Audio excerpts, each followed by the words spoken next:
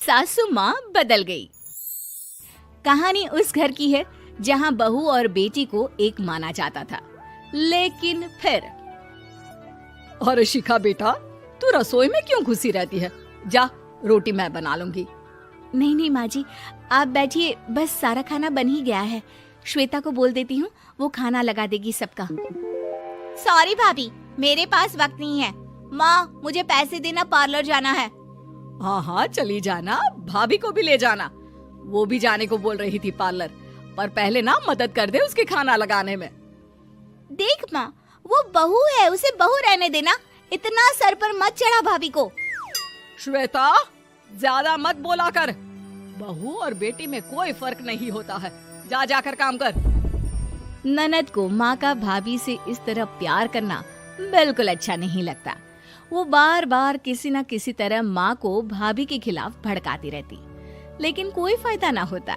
एक रोज, अरे बेटे किशन, जा बहू को कहीं घुमा कर ला। सारा दिन घर में काम करती रहती है। हाँ माँ, हम लोग जा रहे हैं ना गोवा।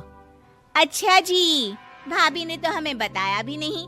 वैसे तो सारी पंचायत करती है, ये गोवा वाली बात क्यों छुपा गई हमसे? अरे क्योंकि उसे खुद नहीं पता था बहन। मुझे टिकट सस्ती मिल रही थी तो मैंने बुक कर दिया। हाँ शिखा, पैकिंग कर ले, संडे हम जा रहे हैं गोवा। दोपहर में शिखा पैकिंग कर रही थी कि सास आ जाती है। ये क्या बहू, साड़ियाँ? अरे गोवा जा रही है घूमने या फिर शादी में मायके हैं? माँ जी, ऐसा कुछ है ही नहीं, समझ में नहीं आ रहा क्या रखूं कपड़े में। अरे तेरी और श्वेता की साइज तो एक ही है, उसके कुछ मॉडर्न कपड़े ले ले, आकर लौटा देना। हाँ माँ जी, ये ठीक रहेगा। शिखा श्वेता के पास जाती है और उससे कपड़े मांगती है। ना जी ना, मैं अपने कपड़े ना दूं, वैसे भी फैल जाएंगे मेरे कपड़े, बहुत महंगे वाले हैं। शिखा मुंह लटकाकर कमरे में आ जाती है तो सास कहती है, चल तैयार हो जा, तुझे मैं शॉपिंग करा कर लाती हूँ गोवा की। बस फिर क्या था, सास बहू निकल जाते हैं मार्केट और एक से बढ़कर एक ड्रेस खरीद कर घर आते हैं। पहले बता देती कि नए कपड़े दिलाने वाली है भाभी को, तो मैं अपने ही दे देती ना भाभी को, मुझे दिला देती नए कपड़े। देख श्वेता, परिवार का मतलब सबके साथ रहना होता है, ना कि सिर्फ अपना सोचना। वैसे भी तुझे अच्छे संस्कार सीखने चाहिए। और रही बात कपड़ों की, तो शिखा, आज से घर पर भी तू मॉडर्न कपड़े ही पहनेगी। कोई जरूरत नहीं है ये साड़ी वाड़ी लपेटने की। अब क्या था, घर पर श्वेता और शिखा एक जैसे रहते। एक बार पड़ोसन आती है। अरे बेटा, अपनी माँ को तो बुलाना, जरा बात करनी है। शिखा सास को बताती है और रसोई में चली जाती है। ये आपकी बेटी बहुत बड़ी हो गई है, इसके लिए एक रिश्ता है, कहो तो बता दूं। ये बेटी नहीं बहू है, घर में सब एक जैसा ही रहता है। वैसे मेरी बेटी भी बड़ी हो गई है, कोई रिश्ता हो तो जरूर बताना। पड़ोसन रिश्ता लेकर उन लोगों के घर आती है। तब श्वेता की होने वाली सास कहती है, तो ये घर है, कितने मंजिल का है? और ये बहू ने आपकी क्या पहन रखा है, जीन्स टॉप? अरे भाई, साड़ी वाड़ी नहीं है क्या इसके पास? देखिए, सर्दी है तो साड़ी में बहू कैसे मैनेज करती, वैसे पहनती है साड़ी भी। देखिए, हम लोग ठहरे पैसे वाले लोग, कोई कमी नहीं है हम लोगों के पास पैसों की, बहुत पैसे हैं, जमीन, नौकर चाकर, कार, सब कुछ है, लेकिन घर में संस्कारी बहू चाहिए। समझ रही हैं ना आप?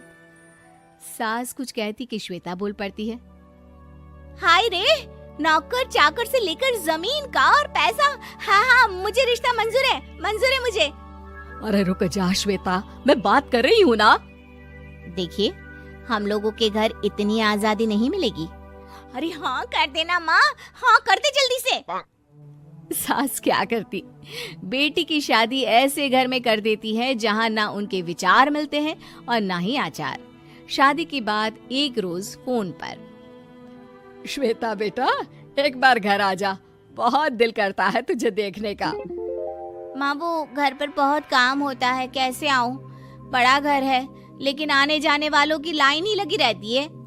बेटा मैं तो जानती थी उस घर का हाल, लेकिन तू ही नहीं मान रही थी। माँ देख, हर घर का यही हाल है। तेरी बेटी को यहाँ घूंघट हटाने की परमिशन नहीं है और एक तरफ भाभी स्कर्ट पहनकर घूम रही है। बेटा मुझे क्या पता था कि मेरी बेटी को ससुराल के नाम पर पिंजरा मिल जाएगा। अच्छा माँ, फोन रखती हूँ, सास को गर्मा गर्म रोटी खिलानी है। तुम लोगों की तरह नहीं कि एक रोटी बनाओ, एक सब्जी बनाओ, फिर सारा दिन फ्री होकर घूमो। सास फोन तो रख देती है, लेकिन सोच में पड़ जाती है कि एक तरफ बेटी जिसे कोई आजादी नहीं, वहीं दूसरी तरफ बहू जिसे देखकर लगता ही नहीं कि उसकी शादी भी हुई है। अगले रोज। शिखा, अरे ओ शिखा। हाँ माँ, क्या हुआ? कुछ चाहिए आपको? मैं जिम जा रही थी। जिम के कपड़ों में बहू को देखकर सास को घूंघट में अपनी बेटी का ख्याल आता है। देख बहू, घर में बहू की तरह रहा कर। इतने टाइट कपड़े पहनकर जिम जाना पसंद नहीं मुझे। जा जाकर रोटी बना। रोटी? माँ अभी तो शाम के 6 बजे हैं, इस वक्त रोटी? अब क्या मेरे खाने पीने पर भी पहरा है? अरे जब मर्जी तब मैं अपने घर में खा भी नहीं सकती क्या?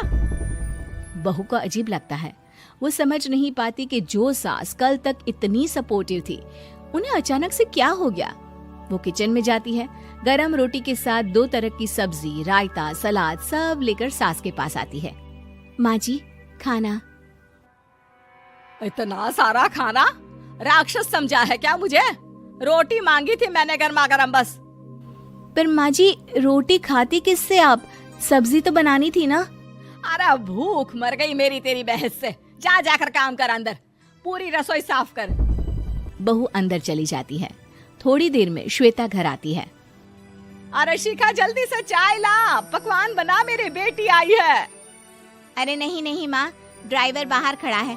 मैं तो घर का कोई सामान खरीदने के बहाने यहाँ आ गई हूँ, मुझे जाना होगा। अरे बेटा, पर कितने दिनों बाद देख रही हूँ तुझे, रहने आ जाना 2-4 दिन के लिए। आ जाऊंगी माँ, जब मेरी सास मरेगी तब। मैं तो रोज मन्नत मानती हूँ कि मेरी सास मर जाए तो अच्छा है। अच्छा चल, जा रही हूँ माँ। हे भगवान, कैसे कैसे दिन देखने पड़ रहे हैं मेरी बेटी को। सास अंदर जाती है, जहाँ श्वेता की जिम वाली सहेली का फोन आया होता है। क्या बात है, आज जिम नहीं आई? अरे पता नहीं यार, आज माँ को क्या हो गया अचानक। पर खैर कोई नहीं, लगता नहीं कि मैं अब जिम आ पाऊंगी। शिखा स्पीकर पर बात कर रही थी, जिसे सास सुन रही थी। यार ये सास ना होती ही ऐसी है। मैं तो कहती हूँ बुढ़िया जल्दी मरे और तू आराम से जिए। शिखा को सहेली की बात पर गुस्सा आ जाता है। माँ के मरने की कौन सा बच्चा दुआ मांगता है मोहिनी? आगे से ऐसी बात मेरे सामने मत करना। हमारे घर की शोभा ही माँ है।